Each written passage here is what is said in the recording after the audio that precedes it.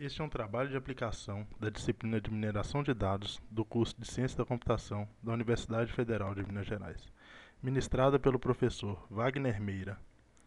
Regras de associação: crimes ocorridos na cidade de Belo Horizonte em 2003. Trabalho elaborado pelos alunos André Cavalcante Ora e Zilton Cordeiro Júnior. Esse trabalho utiliza a base de CRISP 2003, que é uma base de crimes ocorridos em Belo Horizonte em 2003. Pretende-se gerar regras de associação. Para isto, será utilizada a ferramenta de mineração de dados, o ECA, e o algoritmo a priori, com suporte mínimo de 1, 5 e 10%, observando a confiança de 50% e lift de 1.1. Pré-processamento. A base original CRISP 2003 é composta de 30 atributos. Alguns atributos foram discretizados, como dia da semana e região. Atributos dependentes e irrelevantes foram removidos. O atributo região foi obtido a partir do cruzamento do atributo bairro da base CRISP 2003 com a base de dados geográficos da Prefeitura de Belo Horizonte, que possui informações da região e bairros da cidade. Ainda no pré-processamento, tentou-se associar os crimes ocorridos na cidade à sua proximidade com alguma favela.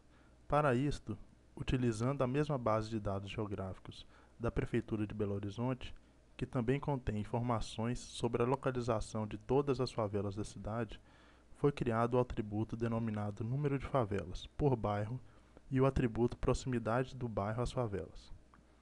Pelo fato do atributo número de favelas ser dependente do atributo bairros, para este trabalho não foi interessante seu uso. O atributo proximidade do bairro às favelas também não tornou-se interessante devido ao fato de todas as regiões da cidade terem favelas próximas.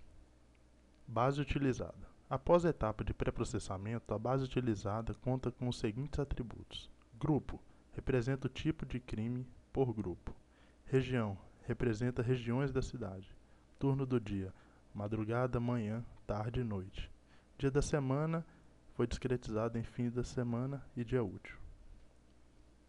E o trimestre. Este trabalho pretende responder a 3 hipóteses. Hipótese 1. Sabendo-se que na região central de Belo Horizonte o fluxo de pessoas em dias comerciais é maior, seria esta uma região de grande ocorrência de crimes? Os principais atributos que devem ser observados para responder à hipótese 1 são: dias da semana. Foi discretizado, pois só era relevante saber se o crime ocorria nos finais de semana ou dias úteis. Região. Foi também discretizado, pois desejava-se coletar informações por região e não por bairros. Os crimes foram utilizados em grupo, pois desejava-se generalizá-los.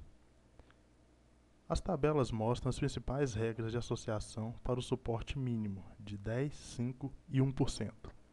A maioria das regras geradas está relacionada aos registros de maior frequência, como região Centro-Sul, grupo contra o patrimônio e semana útil. A partir dessas regras, conclui-se que caso o crime ocorra na região central em dia útil, então esse crime será provavelmente contra o patrimônio. Também se observa que grande parte dos crimes à tarde e em dia útil é contra o patrimônio. Hipótese 2. Sabendo que a região central da cidade concentra um maior fluxo de pessoas no período noturno, em comparação a outros bairros, este é um fator de aumento da criminalidade? Um atributo importante para essa hipótese foi o período do dia. A tabela 4 mostra as principais regras de associação para o suporte mínimo de 1%. Nessa etapa são listados registros tais como grupo contra costumes, que podem ser, por exemplo, embriaguez e perturbação da ordem pública. Pode ser concluído claramente que crimes contra o costume ocorrem geralmente de madrugada e no final de semana. Percebe-se também a mudança dos crimes contra o patrimônio na região central da cidade em relação aos turnos do dia.